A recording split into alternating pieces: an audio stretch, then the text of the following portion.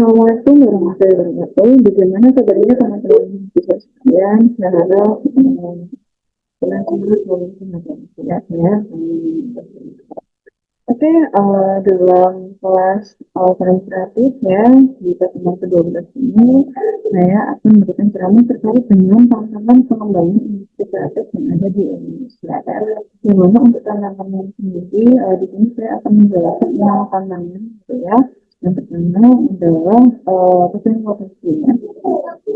Jadi, selain dari tantangan pesan yang tadi di Indonesia sendiri atau secara intern gitu ya, sebenarnya pesan luar negeri itu udah lebih dominan gitu ya, karena memang apa ya kerjaan yang dimiliki itu lebih kreatif dan cenderung menguasai teknologi gitu ya dibandingkan dengan negara kita sendiri. Negara kita tahu kemarin sempat ramai perihal TikTok versus Tanah Abang begitu ya, dan memang apa ya di luar negeri itu cenderung mereka itu berani mengambil risiko gitu ya, dan juga melakukan cara begitu ya untuk sampai kepada tujuannya gitu ya. Jadi memang apa ya dia ingin orang-orang tuh tertarik gitu untuk beli barang gitu ya. Dan selain itu memang beberapa produk luar negeri itu pun menjadi trendsetter ya. Kayak contoh sekarang sebuah Korea, gitu ya dan lain sebagainya. Dan ini memang apa ya akhirnya orang-orang Indonesia pun cenderung kalau mau beli-beli ya seperti kita tahu ya sektor yang kita kemarin udah sempat bahas ini ada 17 sektor ekonomi kreatif yang ada di Indonesia dan bisa juga akan terus berkembang berikutnya. Apa ini namanya untuk pemakaian sendiri orang-orang Indonesia itu cenderung suka barang-barang ini suatu beda untuk orang luar negeri orang lebih plastis gitu ya ketika digunakan atau ketika dikonsumsi gitu kalau bentuknya kuliner atau makanan gitu ya. Jadi memang pesan itu lebih apa ya lebih inilah tantangannya daripada yang di dalam itu gimana nanti ya ini sama ketimbang yang ada di ini yang di itu jauh banget lebih kreatif sama menguasai teknologi. Nah, kemudian yang kedua adalah masuknya budaya asing ya. Yang mana kalau budaya barat itu sifatnya mengakulturasi budaya kita budaya kita. Tapi juga mensubstitusi. Jadi apa ya merupakan tantangan ya bagi pengembangan industri kreatif yang ada di Indonesia sendiri atau budaya dimana apa ya untuk masuknya pengaruh asing ini juga akan mengikut budaya asing. Tapi bisa jadi ini sih ya maksudnya gini loh ada plus minusnya kalau kata saya maksudnya apa kalau mensubstitusi berarti kan apa ya kayak menggantikan gitu ya sifatnya karena memang substitusi itu kan barang pengganti jadi memang sudah tidak dipakai itu kemungkinan besar ya tapi kalau mengakulturasi saya rasa harus ada nilai plus nih contoh kok zaman dulu kita ngomongin sekarang bagian fashion lah. Contohnya batik, ya, supaya pakai ini batik ya. Zaman dulu kan mau pakai batik itu kayak mau sih. Kenapa? Karena aku batiknya gitu-gitu aja, kemeja lagi, kemeja lagi. Gitu. Tapi semakin sini kan enggak, batik itu identik dengan model-model yang pokoknya di model sedemikian rupa. Contoh ya, sekarang lagi musimnya apa Korean Wave dengan apa mungkin yang apa ya, yang ikonik yang lucu-lucu kayak mungkin bentuknya ada polarnya ya, ada ini kerahnya gitu ya. Atau mungkin seperti ini ya, iya, mohon maaf ini fancy contoh ya. Kelihatan tidak? Nah, tidak kelihatan ya. Bentuknya kayak cap gitu ya, sebenarnya kayak blazer, kayak blazer. Jadi kayak tidak mengotak.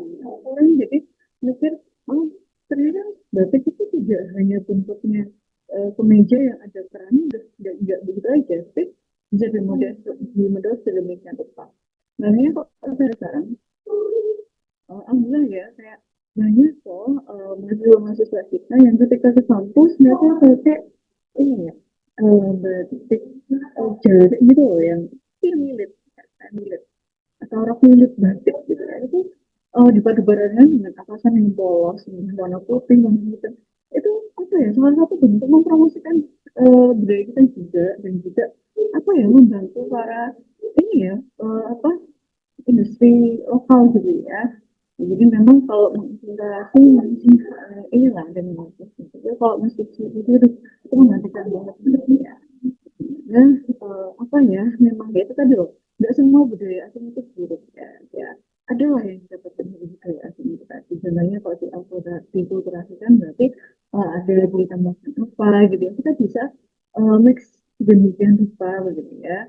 Atau mungkin kita bisa membuat TTG atau teknologi tepat guna. Dimana memang yang perlu kita tekankan adalah gimana sih mengupayakan agar budaya asing yang udah masuk ini tidak malah menipis gitu ya, tapi memperkokoh gitu. Yang mana kalau misal yang saya bilang tadi gimana caranya bahasa ini di model, oh yang wajar ini karena mungkin dibentuk kayak apa gitu ya, kayak modelnya sana ya, modelnya sesuai dengan yang kekinian sekarang di luar negeri seperti apa, tapi tetap dengan kain ciri khas Indonesia kayak batik, pola songket dan lain sebagainya gitu. Dari segi apa ini tadi saya bilang subsektor fashion, kalau kuliner yang lain sebagainya gitu. Mungkin kalau seseorang biasa bikin apa ya, makanan luar itu apa ya, pengajaran itu sebab kali ya, jadi bukan bahasa Indonesia kan, atau mungkin apa ini namanya, yang harus diramu juga tuh ya makanan-makanan luar lah, yang mana kalau kita di sini kita apa ya, kayak ya, kita rubah gitu, kita rubah sedemikian rupa ya makanan, terutama makanan-makanan tradisional gitu ya, di plating atau dibentuk atau bagaimana yang seperti orang luar punya gitu ya. Kemudian adanya apresiasi masyarakat ya terhadap proses migrasi yang memang benar. Kenapa? Karena dari sejak dulu paradigma orang-orang ya terutama itu masyarakat-masyarakat yang mohon maaf ya, dari segi usia itu mungkin apa ya, usia yang sudah tidak produktif ya, atau orang-orang tua gitu, itu selalu berpikiran bahwa kalau kerja itu ya bukan usaha gratis, maksudnya enggak buka usaha itu yang dinamakan kerja ketika apa ya, ini jadi karyawan gitu. Ini PNS gitu ya, padahal enggak gitu. Kita punya usaha, buka usaha di bidang kreatif apa sih, kayak apa mungkin fashion, kuliner, terus apa lagi kan banyak ya, kemarin ide tuh juga subsektor dan bisa jadi makin bertambah gitu, segitu banyaknya loh, itu bisa kita gunakan untuk terus berkarya gitu ya. Jadi memang apa ya, usaha kreatif itu pasti pasti mengandung unsur seni ya gitu. Dengan apa ya, inginannya agar para aktor apa ini namanya kreatif ini bisa terus berkarya gitu ya. Jadi bisa memberikan kontribusi besar pada apa seperti lainnya dan karena kita tahu yang kemarin juga sempat saya bahas bahwa industri kreatif itu memang begitu negara yang tidak sedikit ya, itu banyak gitu. Apalagi kalau sekarang sudah tidak ada konflik, tapi sudah wah, ya bisa melejit lah itu istilahnya. Kemudian standar profesi ya, ini yang cuman dengan kompetensi Indonesia ini bahwa memang apa ya, tidak ada pengakuan gitu ya terhadap apa ini namanya profesi sebagai pengusaha gitu. Padahal orang-orang terkaya yang ada di dunia, di Indonesia siapa? Dan pengusaha gitu ya. Yang mana memang apa ya, sebuah tantangan gitu. Jadi kalau misal kalian yuk saya mau buka usaha, buka aja. Usahakan mulai dari nol ya. Kalau apa ya, kita lagi ngomong perintis sih, bilang waris ya. Jadi memang ya mulai dari nol ya sendiri gitu ya. Jadi memang ketika kita ngomongin tentang standar profesi, pasti tiap orang punya standarnya masing-masing. Kayak banyak dikatakan indikator waktu pekerjaan itu ya ketika kamu berangkat pagi, pulang sore. Tapi kalau kamu buka usaha kan bisa jadi malah nggak tidur ya. Kenapa? Karena tidak gampang ya menjadi seorang owner itu ya. Jadi kalau semisal kamu yakin dengan kamu dan maybe itu terjadi sama para orang tua. Tapi saya harap di generasi kita sudah mulai terhadap apa namanya, bidang kreatif bahwa bidang kreatif ini juga menghasilkan hal yang bahkan, tidak, ini ya, sedikit sudah seperti yang saya sempat, ceritakan ya bahwa saya juga di bidang kreatif yaitu fashion, jadi saya seorang, eksportir sepatu di, Indonesia, di Brunei, gitu, dan itu bermanfaat sekali loh Rek, ya, itu istilahnya lumayan gitu ya, kemudian bahan baku. Nah, bahan baku ini, ini ya, coba saya tekankan sebentar bahwa bahan baku di sini itu, tidak selalu uang. Bahan baku atau modal itu tidak selalu uang. Tapi bisa berwujud sesuatu yang tak nampak. Seperti apa saya sebutkan. Yang mana hal ini juga sangat penting ya, untuk apa ya, untuk menciptakan sesuatu yang baru. Nah, sifat dari bahan baku material ini sebenarnya itu bisa diperbaiki, tapi gimana? Kayak kayu dan bahkan. Nah, kalau yang nggak bisa diperbarui ya kayak logam mulia dan sebagainya. Tapi kalau kreativitas itu harus selalu ada ya, kalau kita ngomongin usaha kreatif gitu. Oke, yang terakhir adanya perubahan teknologi ya. Perubahan teknologi ini, tentu suatu tantangan juga ya bagi industri kreatif yang ada di Indonesia. Kenapa? Karena kayak gimana ya, dulu orang mungkin mau belanja atau mau kemana-mana itu serba susah. Ya, harus datang ke sana, dan sebagainya. Sekarang enggak, mau belanja udah lewat, digital. Tinggal apa?